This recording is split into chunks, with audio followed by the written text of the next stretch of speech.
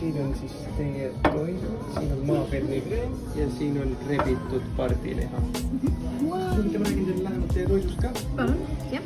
Rebitud pardi juures on siis... Selge, mitte? Hädisu teile. Nii, kuidas maitses teile? Väga maitsev oli, aitäh. Nii, kas teil magustoidu soovi on ka? Jaa, sooviks menüüd vaadetavasti. Loomulikult, ma tulen kohe. Nii, siin on siis karamelliseeritud õun. Suurepärane, aitäh.